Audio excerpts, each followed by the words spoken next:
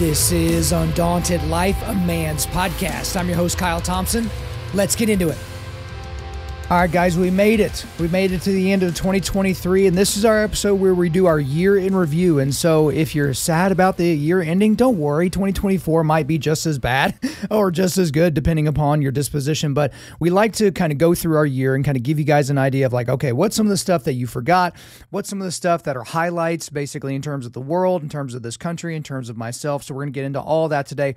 But guys, before we get out of here, make sure that you leave a review and share this show around. Again, guys, ask all the time, hey, how can we, help you out? And then they've never shared our show with anybody. They've never shared an individual episode with anybody. And that would be my suggestion to you today. Don't just share the show because it can be overwhelming. I've had people come to the show recently that are like, oh crap, he's got over 500 episodes. Like, where do I start? I've even had people say like, hey, can you give me just, 5 episodes to start with? And it's like, man, okay, yeah, if you have 500 kids, pick your 5 favorites. So it's very difficult to do. But if there's a show that speaks to you, that has really helped you, share that show with dudes in your life. Also, we're right at the very end of the year. I'm sure you've been getting hit up with emails, with end of year giving, year-end giving, that type of stuff. We are a donation-based ministry. I've mentioned this before. I mentioned this on shows last week. So the overwhelming majority of how we get funds and how we're able to pay for the things that we need to pay for and to get this content into the ears and eyeballs of people all over the world is because we have donors. And so if you are looking for a place to spend your end-of-year giving dollars, keep Undaunted Life in your head and then make action with it. Go with it. Give us some of that money. Give us some of that coin. We could really, really use it as we go into 2024 and try to do the stuff that we're trying to do. We're looking to expand a lot of our offerings, but we can't do it without you guys. So there is a donation link in our show notes. So you guys can check that out. And as you know, all the time, I mention Origin, Jocko Fuel, Primal Beef. We support all those brands. So guys, if you want the best skis and jeans and boots and all of that and hunting gear in the world, go to Origin. Use our promo code Undaunted. If you want Jocko Fuel, if you want the energy drinks and the supplements and the creatine and all of that, you can use our promo code Undaunted with them as well. And with Primal Beef, if you want literally the best meat to be shipped directly to your door so you don't have to go to the store and, buy some dairy cow that's been, butchered and thrown into cellophane, use our promo code Kyle there and you'll get some coin off on that as well. And then if the money you save there, maybe you can put that in your donation. But let's go ahead and go into the wrap up for the year. Now, one thing that I want to do is I want to give you my 2023 highlights. And so here are just, as I look back through my year, as I look back through my calendar, here are just some things that were highlights for me. So back in January, we launched the Forging Table. And so for those of you that have listened to the show for any length of time, that's our episode that we release every Sunday. It's me and 3 other guys, all laymen, non-professional Christians, and we are basically going an hour at a time, a chapter at a time through books of the Bible. That was an idea that I had last year. I guess it would be, roughly 15, 16 months ago now, so that I could personally get into the Bible more. And you guys have really, really loved that. But that launched in January, so that's a major highlight. Then in February, I got to spend some time with Jordan Peterson. And so I talked about that on an earlier episode, but he and I met up in Tulsa after his show, got to spend some time with him, got to give him a gift. I gave him an ESV verse-by-verse reference Bible with his name on it. And so that was obviously an incredible, incredible thing. We hope to do some more things with him in 2024. My Yeonmi Park interview, which as you've heard with my best books of the year and best podcasts of the year, that was obviously a very, very impactful interview for me. So that was in February. In March of this year, I spoke at Lewisburg Prison up in Pennsylvania. And so that day that I was there, about 36 men came to faith in Christ after some of the speeches, I guess, or speeches or sermons, whatever you want to call them. So that was certainly a highlight. My second son that we just call Squish, he turned 1 in March of this year, so that was really cool. Also in March of this year, Shelby the Stoic, who if you go all the way back to my Foxhole podcast, I can't remember when that was years and years ago. So one of my best friends, Shelby the Stoic, he had his bachelor party out in Paladero Canyon area down there by Amarillo, so that was really fun. Also in March and December of this year, I got to hang out with the crew from Skillet. So John, Corey, Seth, and Jen, just salt of the earth people. Love those guys. Love every chance I get to hang out with them. And then in April, I had my first vocal cord surgery. And yes, I said my first vocal cord surgery. Y'all know where this is going, but collapsed vocal cord, just really thought, hey, we finally got an idea of what's happening and what we're going to do. But then fast forward to May, I had to have a second surgery because the first surgery was not successful. So 4 weeks after the first surgery, I couldn't talk above like this. Like this is as loud as I could talk. No one can understand me. And it was really, really bad. And the surgeon was not happy. He was shocked at how bad my voice sounded. And, in between the first and second surgery, April, May, that time period, we're sitting there thinking that my career as a podcaster and a speaker is over. We're trying to figure out, what does that look like? So those are highlights or lowlights, whatever way that you want to look at it.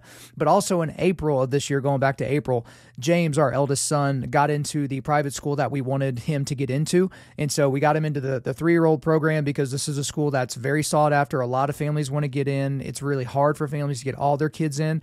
And so we were kind of on the front end of that, being able to get him into a pre-K program, like a pre-K program, so that he can, grow in that school. And then also little brother Squish could come behind him here in a couple of years. And then also James turned 3 in May, so that was a big highlight for us. In June of this year, I started my voice coaching, so vocal coaching. So basically, I got with a former opera singer or a retired opera singer or whatever, who's also a speech-language pathologist. That's kind of got me on the pathway to where we're at now. And that's probably a good time for me. The last several weeks, I know I've been clearing my throat a lot. I've been doing that kind of stuff. I've been coughing, and I don't edit that stuff out of the show. And it may be annoying to you, but it's like, I just want to be authentic, still having some vocal cord struggles, still having some tension in the vocal cord area, but, working with coaches, working with doctors to make sure we can get that figured out so that it's healthy for the long term. In July, I got my second stripe on my purple belt. And so, some people get the blue belt blues. They get their blue belt and never train. Some people get the purple belt blues. I actually know quite a few guys that get their purple belt and then basically stop training, which, if you're a purple belt, you're a certified butt kicker. And so, if you don't want to train ever again, that kind of is what it is. But each stripe on the belt is just like, okay, we're just still going down the path. And again, it's just a dyed piece of fabric at the end of the day. So eventually when I get my brown belt and hopefully when I get my black belt, those are just things where it's like, yeah, it's just a dyed piece of cloth. It gives you an idea of what your coaches and your teammates think about your jiu-jitsu. So getting my second stripe was definitely a highlight. In July of this year, I did the physical test I told you guys about, because I heard someone talk about if you can bench press your body weight, if you can back squat 1.5 times your body weight, if you can deadlift twice your body weight, and run a mile in under 7 minutes, that you're in the top 1% of people or whatever. So I weigh about 190, 195. And so I just did, a 225 bench press, for one. And I did this all in the same morning. So, I'll go in the order I did it. So I did a 405 deadlift, no problem. I did a 315 squat, no problem. I did a 225 bench, no problem. Then I ran a mile in 555. So I just did that all back to back to back one morning. And so that was just cool. I'm not saying it to be braggy, but it's I've worked out really, really hard and done powerlifting for a long time.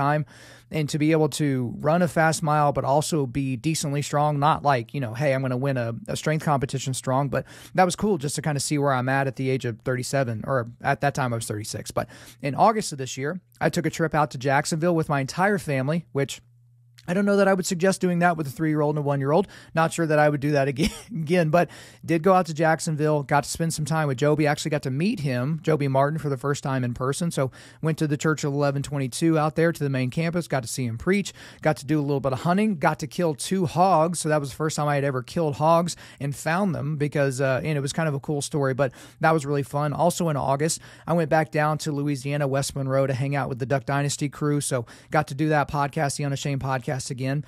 In September of this year, I got to interview Vodi Bakum. So for any of you that know that, I'm a huge Vodi Bakum fan, and I had tried for 3 or 4 years to get him on the show, and we finally made it happen. Also in September, we launched our cigars. So if you're not familiar, we have launched cigars. You can go to Undaunted.Life/cigars. And the proceeds from that go to the rescue team, which is part of the Tim Tebow Foundation. That's their arm that takes care of human trafficking and tries to get kids and people out of human trafficking and care for them. So that's really, really cool. Never thought I'd launch a cigar, but we have our very, very own cigars. Also, in October of this year, I went back to Jacksonville, and then I went to Church of 1122, and then I went out to their program called Encounter. So we did that in Georgia at Southland Plantation, and so that's where we're all out there whitetail hunting. But then there's a group of a couple of dozen guys that, we're doing, we're fellowshipping, we're doing, we're doing Bible study, and we're doing devotionals and stuff like that in the blind, and then talking about it together. But that was a really, really cool event. And then in November of this year, my interview with Mark Wayne Mullen went mega viral. So whenever he talked about the fact that he would bite that dude in the Senate and how he would fight him and all that, we talked about that then.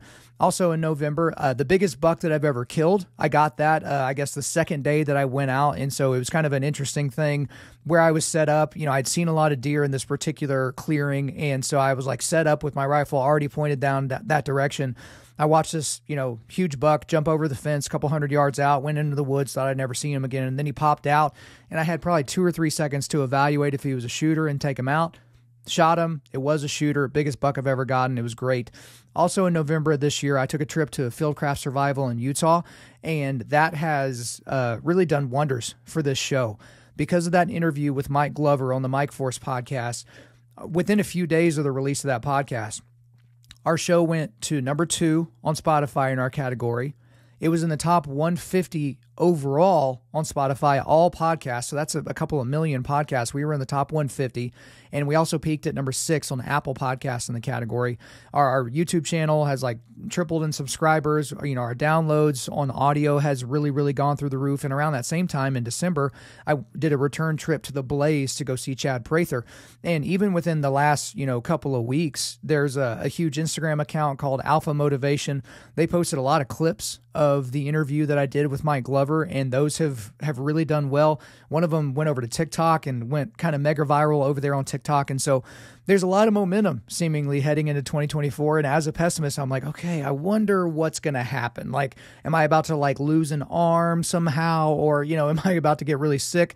That's just kind of how I am. I'm always trying to prepare for the worst case scenario, but it has been a very, very incredible year. God has tremendously blessed our family. He has blessed Undaunted.Life and the things that we're doing. And the thing is when you're doing any type of venture, whether it's a startup or a new job or, some sort of different change with your family, you want to see fruit immediately to be like confirmation, like, hey, this is the path that you should be going down.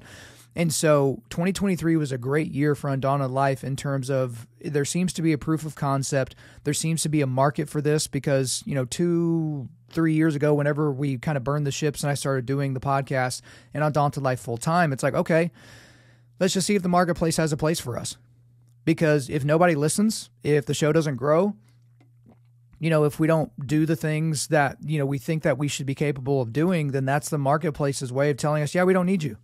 Because if you create a product, get it to market and nobody buys it, well, that's a pretty good idea that product wasn't needed by the market. But we've seen a tremendous uptick. And again, that Mike Glover interview is the biggest boon that we've ever gotten for this particular podcast because it was a whole new audience hearing me say the things that I've been saying for literally years at this point. Like I didn't say anything unique on that show that would be unique or sound unique to guys that have listened to me or read my stuff for a long time. And so we're very, very excited about what 2024 has in store for us. And I want to kind of tease a little something here for you.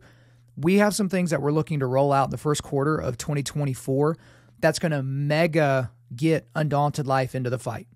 Because we're here to equip men to push back darkness. We fully plan to do that. And we've been doing that for a while, but a lot of you have been like, okay, great. I've got the book list. I've read the devotionals. I listened to the podcast, but I need more. So all I can tell you, and we'll announce more when we have more to announce, is more is coming. Okay? More is coming. Be patient. It's right around the corner. So every year I like to kind of look at the world of entertainment and some of those things and kind of look at, what were the biggest things that kind of dominated the entertainment world. We'll talk about the sports world as well. We'll go over some noteworthy deaths that happened in this year, and then we're going to go into some actual specific news stories. So in the world of entertainment, the highest grossing movie of the year was Barbie at $1.4 billion. Super Mario Brothers movie was right behind that with $1.3 billion. And then Oppenheimer was just under $1 billion. I got to say, I went and saw Oppenheimer. I was mega disappointed in it. It was a Christopher Nolan movie, so I was very excited about that. I really was interested in the subject matter. We saw it on 70 millimeter IMAX, and it was like super bright and very grainy, almost like something was wrong with the filming. For a 3-hour movie, like all the scenes were like somewhere between 30 and 90 seconds long. It was so spastic from one scene to the next scene to the next scene. And I was really disappointed. There was several gratuitous sex scenes in the movie that I just didn't think would be there because I don't know that I've ever seen a Christopher Nolan film with any sex in it whatsoever. It's always implied. And so that was very disappointing. But when I got to the end of the movie, I went and saw it with a couple of guys from my foxhole, Vinny and Shelby. And we were just kind of like, yeah, that kind of sucked. But we're apparently in the minority because everyone liked it, but wasn't a huge fan of it. Now, the biggest album of the year is Did You Know by Lana Del Rey, whoever that is. So congratulations to her. Good for you. You sold a bunch of albums this year. The biggest song of the year, which this is kind of hard to tell exactly because, it's streams plus it's purchases plus it's downloads. But it looks like the song of the year for 2023 is Flowers by Miley Cyrus, which is also the most popular YouTube video of the year, which is the music video for this, which I have not seen. But that's a album, I think, or that's a song that I think she wrote after she got divorced or broke up with a boyfriend or something like that.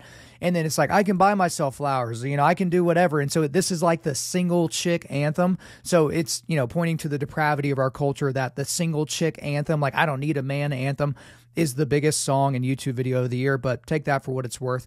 The most popular YouTuber of the year, and this is his 4th year in a row, is Mr. Beast. And then we're going to go into some other stuff. And since I can't find accurate stats on some of the other stuff that I normally talk about, I'm just going to give you some of my favorite things in entertainment from 2023, because it's hard to kind of gauge everything. But here's some of my favorites from 2023. My favorite album of 2023 is the album Take Me Back to Eden by Sleep Token. So Sleep Token is a band. I think this is their 3rd album. Didn't even know they existed. Heard a bunch of people talking about it. And I heard a bunch of my favorite, metal artists talk about how Sleep Token was their new favorite band. I wore that album out this year. It's kind of like a combination of like, if a metalcore band, merged with Post Malone and had like a baby that, had a random eclectic musical taste, and then a musical version of that came out. That's basically what this album is. So the first time I listened to it, I just didn't get it. Second time I listened to it, I was like, holy cow, this is incredible. So that's a great album. My favorite song that was released in 2023 is Anthem Part 3 by Blink-182. So if you're a Blink-182 fan, Mark, Tom, and Travis, that was always the setup, but Tom went off and did his own thing with Angels and Airwaves. They had a different singer for a while, but now Tom DeLonge is back in Blink-182. They released a new album, and the first track off that album is just incredible. That's Anthem Part 3, but the reason why that's my favorite song of the year is because every day when I go pick up Squish and James from school, James will be like, Dad, I want to hear loud music. And what he means is like metal music, right? So typically, but the first song that we listen to every day on the way out of the parking lot is Anthem Part 3.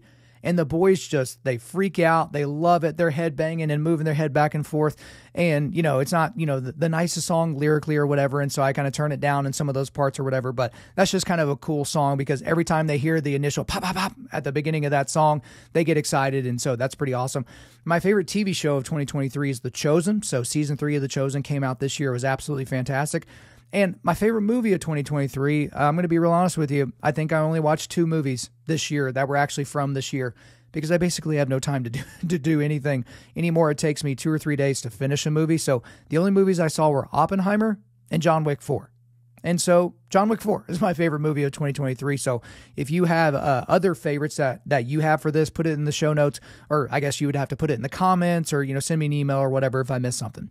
Now let's do a recap from the world of sports in 2023. So in Major League Baseball, the Texas Rangers finally won their first ever World Series. They've been around for like half a century. They finally won a World Series by beating the Arizona Diamondbacks in 5 games. In college football, you got to go all the way back in the Wayback Machine to January of this year when Georgia beat the absolute brakes off of TCU. They beat them 65-7. 65-7 to capture back-to-back national championships. And this show is not about the college football playoff and the selection committee, but I feel like it's egregious that Georgia is not in the top 4. Like, I don't have a dog in the fight. I really don't care. I just want to see good games. But you're telling me that Georgia was the number 1 best team going into the weekend. They lose by 3 to their rival Alabama in the championship game, and now they're the 6th best team in the country? How exactly does that work? Like, again, the committee had an impossible assignment. I think they got it right by not having Florida State in there. It didn't really matter that they were an undefeated major conference championship team because they lost their superstar and then they played 2 games and proved that basically they're not a very good team. And so if the standard is we need the 4 best teams in there, Florida State can't be in there. It makes sense for Michigan to be in there. It makes sense for Alabama to be in there. I guess it makes sense to have Texas in there. But honestly, and I guess Washington as well. But, if it were me, I probably would have put Georgia in there over Texas. But then there's a big debate. Who the heck cares? All right, let's move on to the Stanley Cup Finals in the NHL. The Las Vegas Golden Knights beat the Florida Panthers in 5 games. And there were a bunch of new undisputed UFC champions this year. So Jamal Hill, he became the light heavyweight champion this year by beating Glover Teixeira at UFC 283 in January. Brandon Moreno at flyweight beat Davison Figueiredo. That was their 4th fight. I think Brandon Moreno's taken 2 of those. I think they're split. But he won the flyweight title at UFC 283 in January as well. Alexa Grasso had a huge upset in the women's flyweight division by beating Valentina Shevchenko at UFC 285 in March. John Jones became the heavyweight champion by destroying Ciryl Gane at UFC 285 in March. Israel Adesanya got his middleweight title back by beating Alex Pereira at UFC 287 in April. Alexandre Pantoja, he won the flyweight title by beating Brandon Moreno at UFC 290 in July. Sean O'Malley, he won the bantamweight title by beating Aljamain Sterling at UFC 292 in August. And then Sean Strickland, of all people, won the middleweight title by beating, just absolutely dominating Israel Adesanya at UFC 293 in September. In the world of boxing, I don't really follow boxing that closely, but the one boxing match I did watch this year was Francis Ngannou beating the crap out of Tyson Fury. So MMA fighter Francis Ngannou, his first boxing match of his life, he goes up against the greatest heavyweight boxer of all time in Tyson Fury, and he won the fight, but he didn't get the decision. So Tyson Fury actually got dropped by Francis Ngannou in the second round, and Tyson Fury, he just looked slow. I mean, he always looks out of shape, but he looked terrible. And you could tell that when Francis would land, he's like, oh, crap, like this is going to be hard to deal with. But, the boxing world, the MMA world, when it got to the decision, you kind of had a feeling that there was no way they were going to allow Tyson Fury to lose that because it sets up so many other fights for him if he wins, if he stays undefeated. But Francis Ngannou looked incredible. Now, the biggest sports story of 2023, if I had to pick one story, is Shohei Ohtani. Okay, for a lot of reasons. Because Shohei Ohtani, modern-day Babe Ruth, if he spoke English well, and if he didn't play for an absolutely horrific team like the Los Angeles Angels, he would be the biggest story in all of sports. But in my opinion, he won his second MVP award. Not in my opinion, he actually did win it. He won the second MVP award of his career, and that was even after missing the last month of the season because he blew out his elbow again. He hits free agency, and he's hitting free agency where everyone knows he's not going to be able to pitch next year. That's best case scenario with having to get a second Tommy John surgery. But then he turned around and signed the biggest sports contract in the history of North American sports, 10 years, $700 million from the Dodgers, with $680 million of that deferred. And so every year for 10 years, Shohei Ohtani is going to get paid $2 million a year to be maybe the greatest player of all time. I mean, he doesn't have the stats to back it up right now, but he's a top 5 hitter and a top 5 to 10 pitcher. Probably top 5 in both. Like, we just don't really see anything like that, but they're deferring the money where he's going to get paid, $68 million a year, like after his contract is over. It's kind of a new contract. There have always been deferred contracts, but nothing of this size. The Dodgers have really allowed themselves to sign other players. It's just an incredible thing. Biggest sports story of 2023. Now, the dumbest sports story of 2023 is going to make me sound like a little bit of a hater, which that's fine. But it's when Lionel Messi signed with MLS. He signed with a team in the MLS, Inter Miami. And so here's the thing.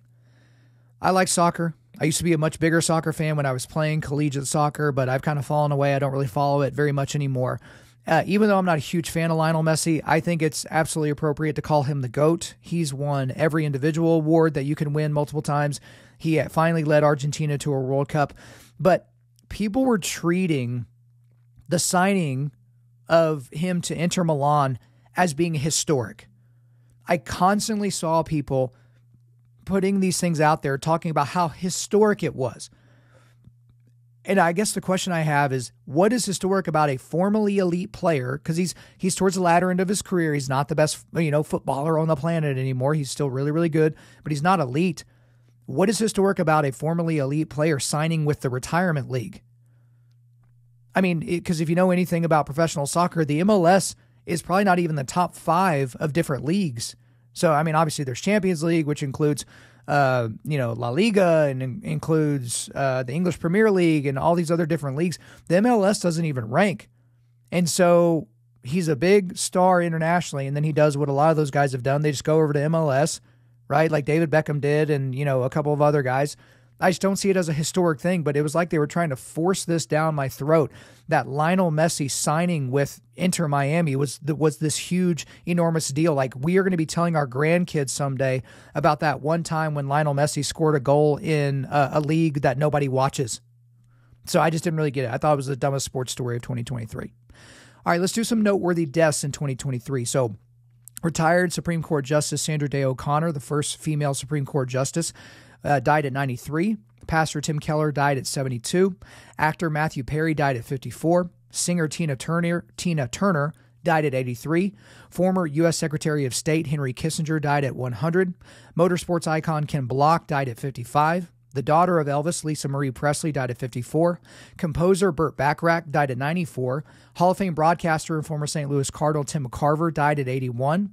TV show host Jerry Springer died at 79. I actually met Jerry Springer when I used to work for Major League Baseball. Dude could not have been a nicer guy. He was so nice. And quick Jerry Springer story, because, he has this extreme show, all these crazy people. But we had this wall that had, it was kind of like an artistic way of expressing it, but it had all the World Series matchups and playoff matchups and champions from, the beginning of the World Series all the way to that season, which would have been 2000 and, the previous season would have been 2011.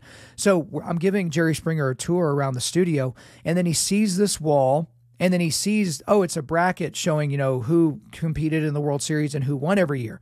And he proceeds to turn his back to the wall, and from memory, he gave the World Series matchups and winners from like 1950 to like 1975, and then he just stopped and goes, well, you get the point. So enormous baseball fan, very, very nice guy. Obviously, I disagree with him on just about everything morally and politically, but he passed away this year. Original poker greatest of all time, Doyle Brunson. I think he won the first 2 World Series of poker. He died at 89. NFL Hall of Famer and some considered to be the greatest running back of all time, Jim Brown, died at 87. I think Barry Sanders is the greatest, but Jim Brown is certainly up there. The Unabomber, who is a serial killer, Ted Kaczynski, he died at 81. Pulitzer Prize-winning novelist Cormac McCarthy, who wrote The Road, which I told you is now my new favorite novel of all time, died at 89. Singer Tony Bennett died at 96. Singer Sinead O'Connor died at 56. TV show legend Bob Barker died at 99. Singer Jimmy Buffett died at 76. NFL Hall of Famer and linebacker Dick Buckets died at 80. MLB knuckleballer Tim Wakefield died at 57. I got to meet him as well. Also a fantastic guy. And then legendary and infamous basketball coach Bobby Knight died at 83. All right, now let's get into some news stories for this year, some of the best highlights in the, if you're going to do a year in review, you need to go over some news stories, but here's some news stories that you perhaps forgotten that actually happened in 2023, because everything happens, the news story, or the news cycle rather, moves so fast. So let's go into some of those.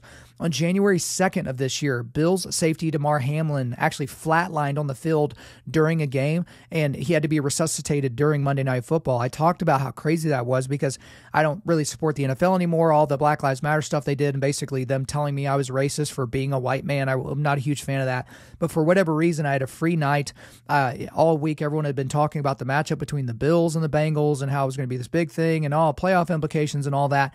And so I sit down to watch it. And really early in the first quarter, Damar Hamlin takes a hit, and he basically dies right there on the field. And you could see from the players, like, the impact that it had, like, oh my gosh, did we just witness our first death on the field during an NFL game? And so that happened earlier this year. Obviously, he made a full recovery. I think he's back on the field now, if I remember correctly. So that happened on January 2nd. On January the 7th, Kevin McCarthy was elected Speaker of the House, which that didn't last for very long because of a couple of turds, Republicans that have no plan. They got him ousted, and then they put someone else in there who's basically doing everything that Kevin McCarthy would do. On February the 3rd, there was that train derailment in East Palestine, Ohio. So that was absolutely insane. And then a day later, the United States shoots down the Chinese spy balloon only after it crossed the entire United States and went over military bases and went around in and around where we have a lot of our nukes. And so the Biden administration, they're really taking care of business. They were really scared about shooting this thing down over Montana, lest it, fall on a moose. But yeah, let's just let a Chinese spy balloon work its way all the way across the country and then shoot it down once it's over the Atlantic Ocean. Sounds like a great plan.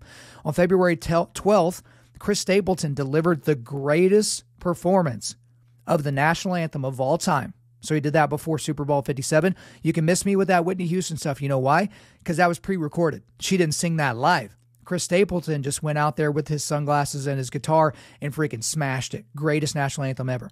On March 30th of this year, Donald Trump became the first former president to be indicted for a crime. This was the first of 4 indictments. This one was in Manhattan. More on that here in a second. On April the 24th, Tucker Carlson was fired from Fox News, which you want to talk about a mega backfire. So Fox News couldn't control the guy. They fire him. Their ratings take, absolute tanking.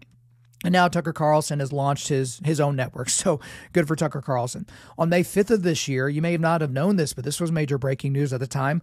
COVID-19 was deemed by the World Health Organization, which, obviously doesn't get any financial incentive by making things up, They finally deemed that COVID-19 was no longer a global health emergency. That's right. May 5th of 2023, the World Health Organization finally lets you know that COVID-19 is not that dangerous. It's not a global health emergency.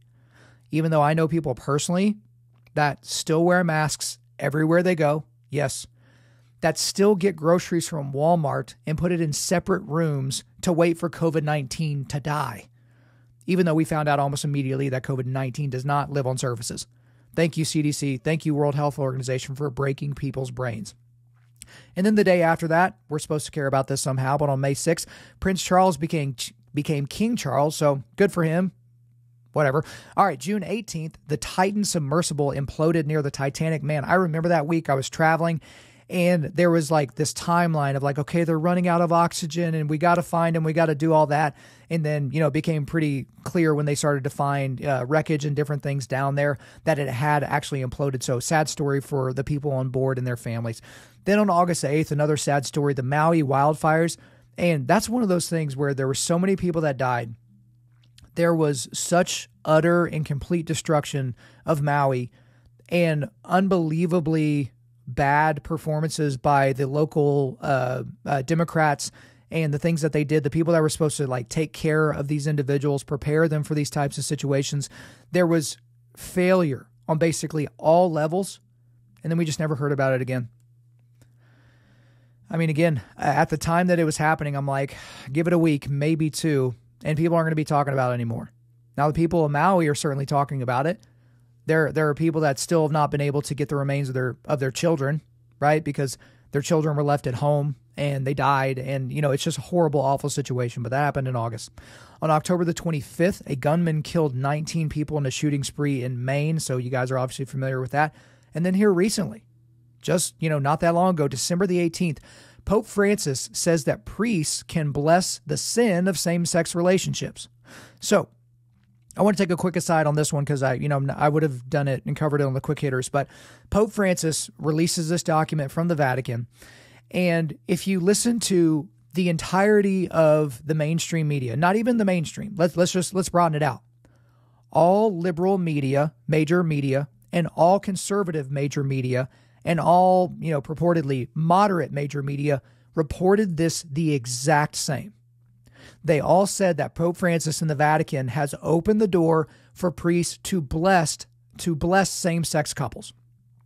So those were the headlines. And then when you read the stories, it went into detail about how that's actually what happened, that it was an actual change. But when you talk to Catholics and Catholic bloggers, they're like, no, nothing has changed. Y'all don't understand Catholicism. Y'all don't understand the Vatican. Y'all apparently don't understand English and can't read. That's not what happened. Pope Francis and the Vatican released a statement saying that nothing has changed. Which I don't know about you guys. I don't feel the need to make a declarative announcement that nothing has changed. Because if nothing has changed, no one needs to be notified. Like at all. And here's the thing about this story. I've had a lot of Catholics reach out. They're not happy with how I'm basically pointing to this story and saying, yeah, Pope Francis is a terrible person. Like he's a terrible Pope. The Pope is not even a biblical thing. Like that's not even a biblical office. This idea that the Pope has some sort of magic power over Christians is absolutely farcical. But when you point at this story and you look at this story, you have to ask yourself, what other stories has the entirety of the media apparatus, conservative moderate, and liberal all been on the same page. What is the motivation exactly? Because there are conservative outlets that are pro-Catholicism, pro-Christianity that are reporting this the exact same way. Why would they do that if it wasn't accurate? So you have to ask yourself that. Also, you have to ask yourself, what is the Vatican going to do if a priest were to, I don't know, bless a same-sex union? Because one day after, there was a priest, I forget his name, I posted it on our Instagram. There was a priest that did a blessing for a same-sex couple. There are these two guys, they're holding hands, this priest is giving them a blessing. So, if this priest in this story went rogue and went outside of the doctrine, the accepted doctrine and orthopraxy of the Vatican and the Catholic Church as, deemed necessary by the Pope, don't you think that they would have repudiated this priest? Don't you think that this priest would have received some sort of condemnation, maybe even punishment, maybe even be, like defrocked or, had his priesthood taken away or something like that? But wouldn't you know it, I'm sitting here a while after that story, and we haven't heard a peep from the Vatican. There's been no condemnation of this particular priest. So again, I ask you, if you're one of those Catholics that are like, hey, nothing changed, everyone's blowing up the story, everyone's misunderstanding the Pope, we're bad, we're sinning, we're doing all these horrible things, we're being divisive, we're causing schism and all that. Are we the ones doing that? Because Pope Francis is basically like Andy Stanley. Okay, now Andy Stanley is a master with words, and Pope Francis seems to just, pop off at the mouth. But there's not a multitude of options here. Andy Stanley and the Pope could communicate very clearly about what the Bible says, which means what God says about homosexuality. And it's not that those people can't be prayed for. It's not that those people can't individually be blessed, but obviously you can't bless them in the process of sinning, which is the reason why I don't go to, if same-sex couples invite us to go to their wedding, we would never go. Now, we would invite them over for dinner and love on them and share the gospel with them and hope that they accept the gospel and repent of their sins, but we're not going to go to a ceremony celebrating their sin. Just like I wouldn't go to a ceremony celebrating someone's alcoholism or addiction to methamphetamines or watching porn or adultering on their wife. Like, I wouldn't go to a ceremony celebrating that because, of course. But in this particular setup, Catholics have just, woven themselves into these pretzels, and they have to realize there's only a couple of options. Either the Pope and the Vatican collectively are the worst group on the planet when it comes to communicating clearly using the English language, or they're okay with this. They're purposely sowing confusion, seeds of confusion in people so that they will act out in this way. And as I've told you before, and I'm going to stay on this, and as I predicted literally a week before the story came out, the Vatican will eventually announce that they are fully blessing same-sex unions. They will eventually come out, maybe not during Francis's tenure, and say that they approve of same-sex marriage, and eventually there will be a female pope. And eventually there will be an LGBTQ plus affirming pope. So it'll either be a gay pope or a trans pope or a les pope or a bi pope or something like that. It's going to happen because that's the trajectory that this is going on, and Pope Francis is just like speeding that process up. So I know I took a little bit of a diatribe on that, but I thought it was necessary. So now I'm going to give out a couple awards here for, well, I guess you could call them awards because we're in award season on our show, but it's just kind of like highlighted shows that are above kind of just normal list. So the most concerning news story of 2023 is Republicans trying to moderate on the abortion issue. So I've talked about this before, but Republicans and conservatives got the biggest win ever in 2022 and in the summer of that year when the Supreme Court of the United States overturned Roe v. Wade and Planned Parenthood v. Casey. Okay. And then we're all excited. This is great. And then immediately within about a day, people are like, we really shouldn't be excited. This is dunking on people and we shouldn't really be excited about the fact that, perhaps more babies are going to be saved from being sucked into a trash can through a vacuum tube. We shouldn't be excited about that. We need to understand the plight of blah, blah. That's basically what we started to get. But then there were all these state elections and different laws in different states like Kansas and Ohio and these places that you thought would be bastions of pro-lifism. And that's not what happened. Like, they didn't go the pro-life way. It went the pro-choice way, otherwise known as the pro-abortion way. The pro-abortion lobby, which is the Democratic Party and Planned Parenthood and all the different people that help them, they spent tens of millions of dollars during these local elections to lie to the populace and tell them things about the abortion proceedings in their state that are not true. So like if a woman had a tubal pregnancy, meaning that she has an ectopic pregnancy, it's a risk to her life. The baby is essentially already dead. It's in pieces in the fallopian tube. They're telling you in these states that, oh, those women, they're not going to be able to get treatment for that because of those dirty, rotten pro-lifers, those Christians, those conservatives. They spent all this money lying to the populace. The populace took it hook, line, and sinker, and they voted against these different things that would have really put extreme limitations on abortion in a lot of these different states. And so, as I've talked about before, Republicans took the exact wrong opinion on these signs and said, you know what we need to do? We should really moderate on the abortion issue. We should find a third way. And as I've told you about this on all these incendiary topics, there is no third way approach on something like abortion. Because these are either living human beings worthy of our protection, or they're meaningless clumps of cells that there is no moral violation if you kill them, right? Well, they wouldn't even say that they're alive. But if you basically suck them out of the woman and dispose of them, that there's no issue. Those are the two options. There is no middle ground. Because if someone's like, yeah, I'm not really okay with a third trimester abortion, but yeah, first trimester, it makes a whole lot of sense. Why? What is different about the baby or about the fetus, whatever you want to call it, at 10 weeks gestation and 38 weeks gestation? Only their level of development. Because that same argument can be made for a 6-month-old outside the womb, for a 16-year-old, for a 70-year-old. It's just their stage of development. This all comes down to stage of development and geographical location. It just so happens to be developing inside of the woman, and you think that it's okay to kill that. And so for Republicans to try to moderate on this issue, they're moderating so that they can try to win elections. But at some point, someone's going to have to stand up and be the moral police and say, no, we're not going to moderate on this because people are dying. Literally, the most innocent of innocents are being murdered and slaughtered at alarming rates. So that's the most concerning story of 2023 for me. Now, the most insane news story of 2023 is conservatives finally taking a clear W in the culture wars and then softening on it. So what I'm talking about is the Bud Light boycott.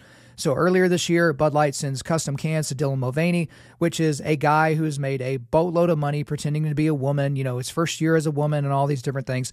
And so they send him these custom cans, and then, Kid Rock, finds out, and Tucker Carlson finds out, and all these people find out, and then there is a boycott of Bud Light. And what conservatives did by not drinking Bud Light, which I've never had it, if that's your drink of choice, good for you. But what they did is they said, you know what, no more. We're not going to buy this. We can buy Modelo, which I think became the number one selling beer brand of the year. We can buy Busch Light. We can buy Miller Light. We can buy some other terrible light beer. We can do that. But then now we're seeing, like this month, we're seeing people, even like Kid Rock, softening on it, being like, oh, okay, they've had enough. But the thing is what Bud Light and what Anheuser-Busch communicated to you is that they hate you and your values. So by supporting Dylan Mulvaney and this idea that a man can become a woman just if they think it's so, and if they get some cheekbone lifting implants, and if they, start growing their hair out and painting their nails, they're communicating something to you. And so I talk about this all the time, and I'll certainly talk about this more in the Ways to Avoid Being a Crappy Man in 2024 episode. But it's like, when are y'all going to draw a line and have some standards? You just give your money to these organizations that hate you. Target is trying to, they're selling satanic and LGBTQ stuff directly in their stores, but you really like their selection and how convenient their grocery system is or whatever. And so you just keep shopping at Target. Netflix has, Cocomelon and things like that, showing two gay dads watching their baby son dress up as a girl and dance around for their enjoyment. Then they have the Cuties video or movie where it shows these little girls dancing for the pedophilic fetishes of other men. And you're like, yeah, but I really like Netflix. I like binge watching shows. So you keep giving them your money. Disney has men wearing dresses and with full beards, walking around like they're Disney princesses. And there's all these different signs that Disney is like infusing LGBTQ indoctrination into their kids' content. And you keep going to Disneyland and Disney World, and you have a Disney Plus subscription. So I don't understand conservatives. They love to hoot and holler and scream and say, you know what, we're not going to take it and we're going to do whatever until it becomes inconvenient, or until you can't find something that's more entertaining or more aligning with your values. You don't even look that hard and you just kind of blindly keep going through it. It's an insane news story for me. So again, I was never a consumer of Bud Light, so there's no boycott for me because it's just a continuation of my lifetime boycott of terrible drinks like light beer. But that's just a very, very insane story for me that conservatives are basically taking a W and turning it into an L. All right, now we're going to go to the most ignored news story of 2023, and that is, well, actually, I'll go back to last year. So for 2022, I said my most ignored news story was 5 million plus illegal border crossings since Joe Biden took office. Now we are at an estimated 8 million people that have crossed illegally into the United States. And that includes droves of people that would love nothing more than to kill a bunch of Americans. Okay. So 8 million. I think the breakdown is 6 million people that did not come to ports of entry, and then 2 million illegals that did come to ports of entry. But I literally looked this up today. I'm like, okay, 8 million people. We're going to have to put that in perspective. Okay. So what I did is I looked up the, actually, let me look. So pause in here. I sent the link to myself, I think, because I looked at the population stats. So, all right, here we go. Here are the population stats of states in the United States. Okay. Here are the number of states that do not have as much of a population as the number of illegal migrants that we know have ended up in the country since Joe Biden took over as president. So in 3 years, this number of people have illegally come into the country and they are still here. Okay.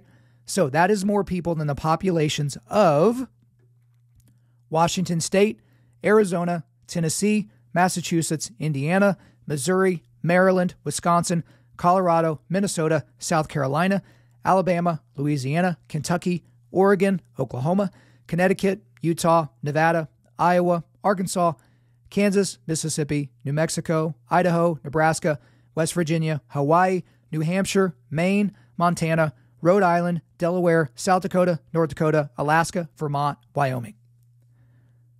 And for good measure, Puerto Rico and District of Columbia. Just think about that. 8 million people are here in this country illegally. Many of them are terrorists. A lot of them are criminals. Some of them are people that obviously just want to be here to have a chance at a better life. But these are people that have cut the line, come here illegally, and the Joe Biden administration is all here for it. Now, I'm saying that's the most ignored news story, which you might think, well, Kyle, I hear about this all the time. It's most ignored because we are not doing anything about it. Because, yes, there have been stories about blue state Democrats, governors of those states freaking out that, you know, the governor of Florida and the governor of Texas is like shipping these people directly to them in New York and California and Chicago and those different places. Yeah, we've seen those stories. Yeah, we've seen the videos and the pictures of people at Eagle Pass and things like that, and just literally walking across with our Border Patrol agents just standing there. We've seen those stories, but what's being done about it? Nothing. Alejandro Mayorkas, who is in charge of doing that, is basically like, yeah, the border's secure, which makes me think they don't understand what that word means, because secure means secure, which means that people can't just literally walk across it with their backpack in tow, right? And again, we're not going to get into a big, long debate about, you know, how we're to take care of that.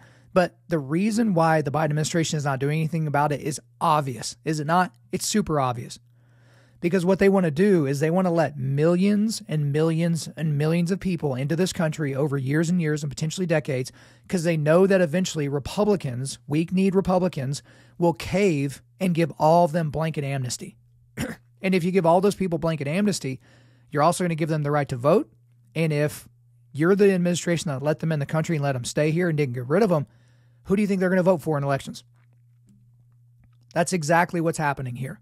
So it's not like replacement theory and all these different things and all this like, oh, it's white supremacy. No, it's just math.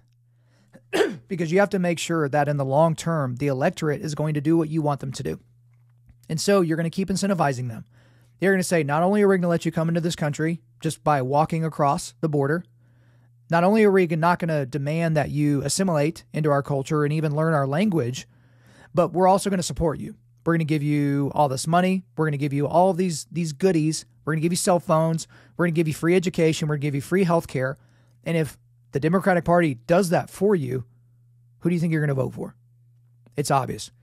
And I would be shocked if that also wasn't the most ignored news story of 2024, because certainly it's not going to stop next year.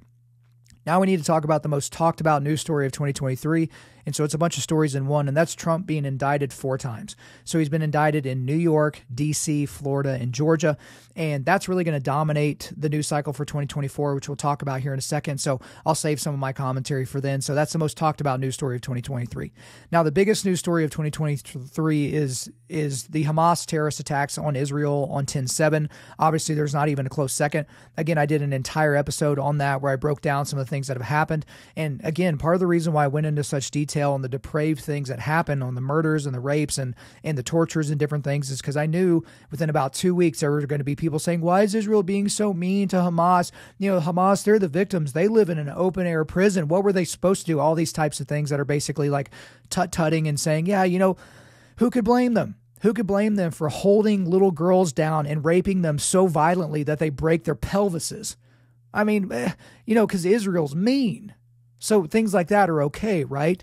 But that's the biggest news story of 2023. And I have some more commentary on that as I talk about 2024. So we'll skip that.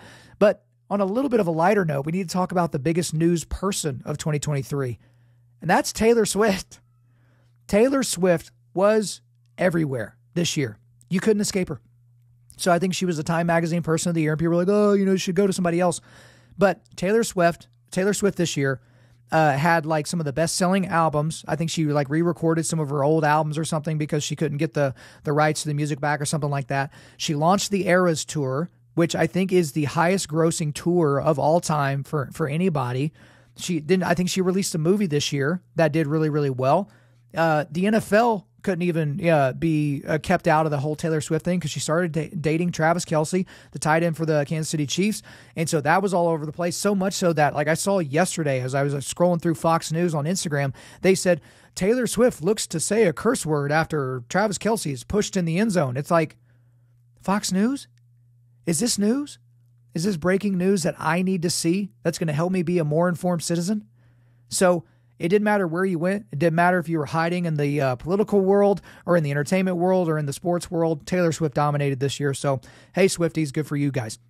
But now, before we get out of here today, I want to talk about the likely big news stories that we can expect in 2024. I guess you can look at these as predictions. And so obviously all of 2024 is going to be about the general election for president.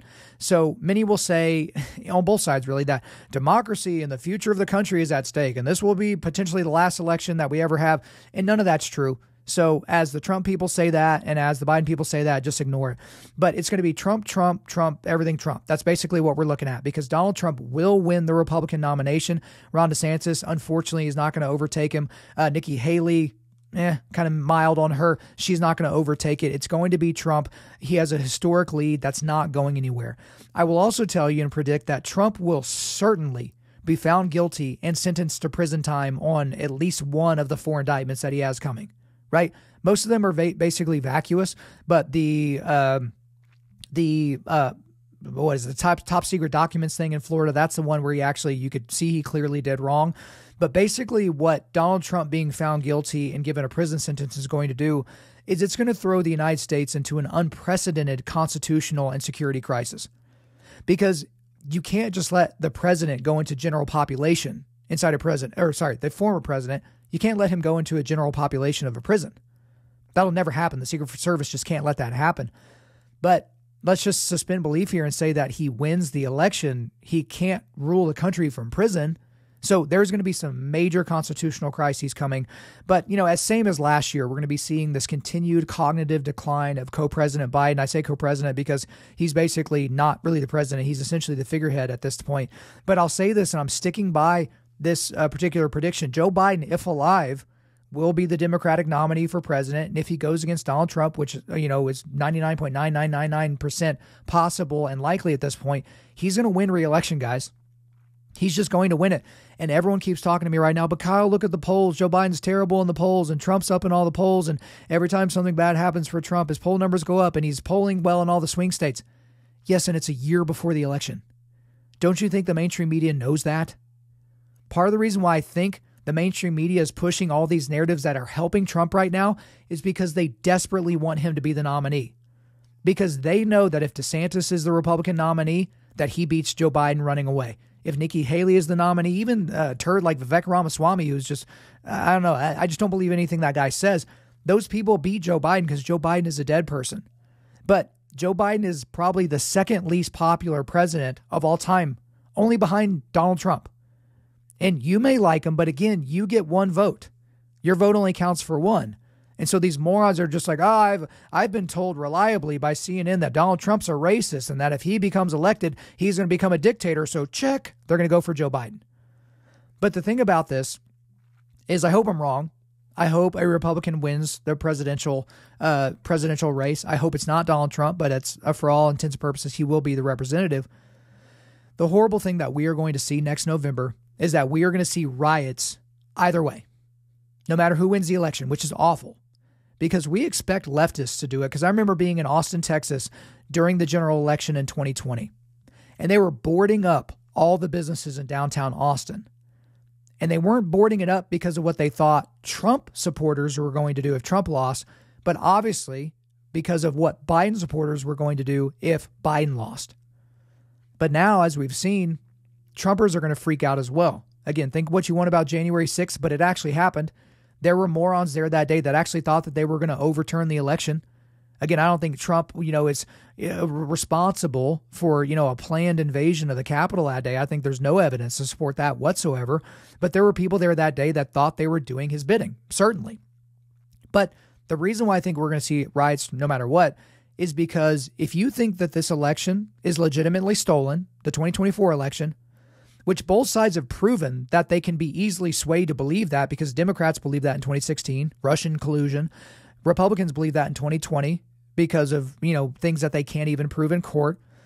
But if people feel like the result of the 2024 election is fraudulent, they will feel justified in a violent overthrow of the election results.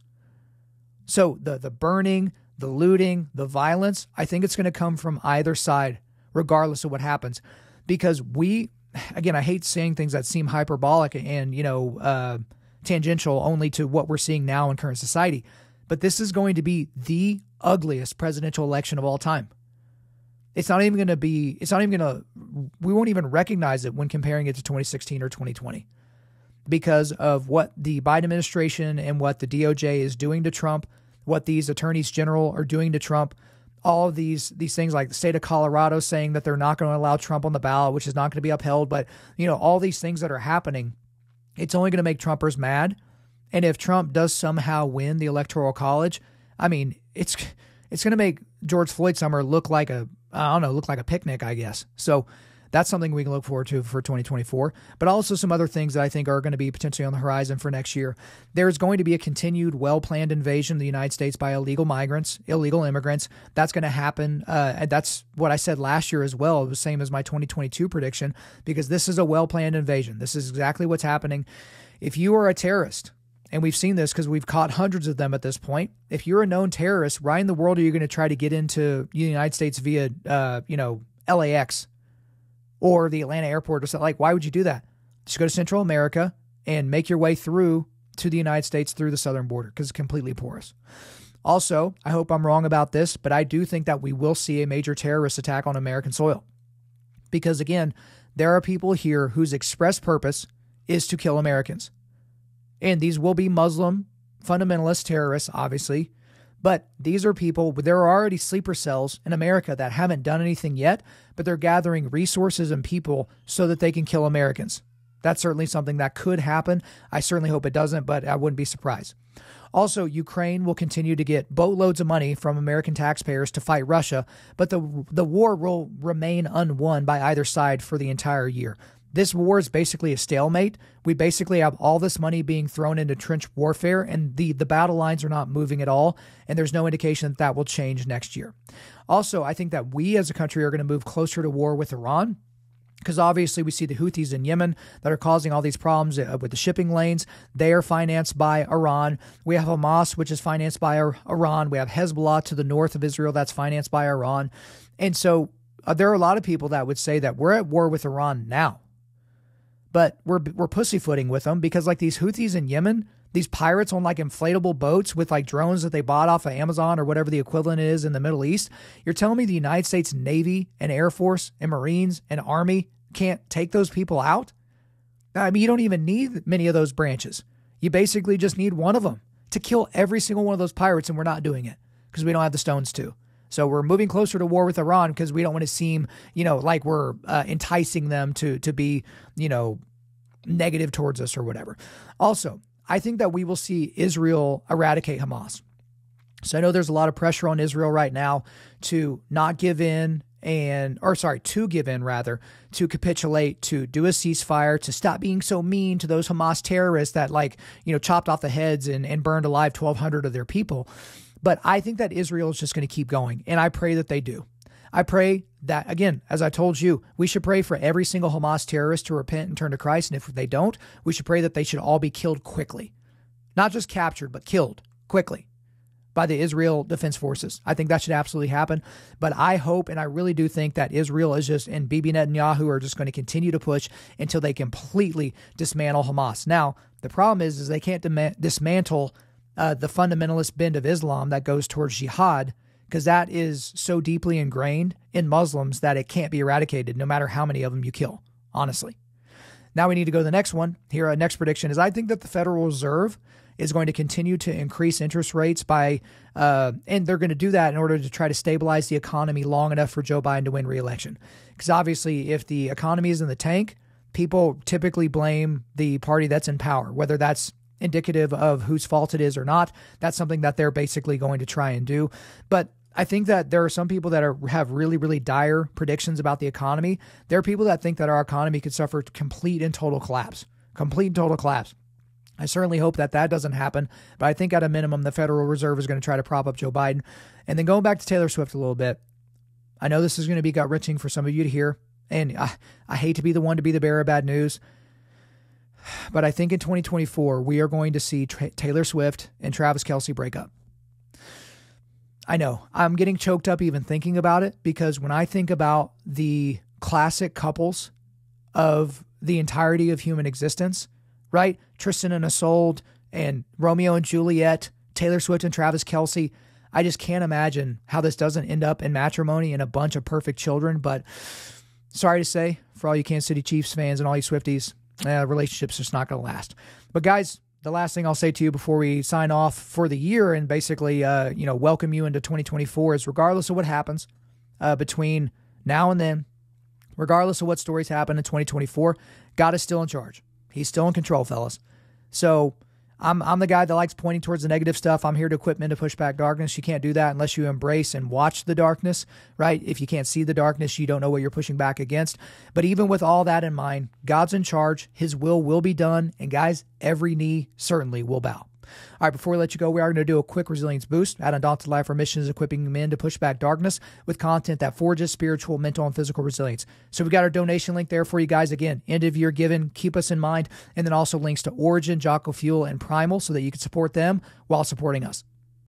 Thank you guys so much for listening to this episode. Wherever you're listening to this, please subscribe, rate, and leave us a positive 5-star review. If you want me to come speak live at your event or on your podcast, just shoot me an email to info@Undaunted.Life. That's info@Undaunted.Life. Follow us on Instagram and like us on Facebook, and check out our website for everything else, including how to donate to keep more content like this coming your way. Just go to www.Undaunted.Life. And also, we want to thank the band Holy Name for allowing us to use their music for our content. The music on this podcast is their song Perpetua, which is off their self-titled debut album on Face Down Records. The links are in the description. I'm your host, Kyle Thompson. Remember, keep pushing back darkness, keep forging spiritual, mental, and physical resilience, keep seeking the Lion of Judah.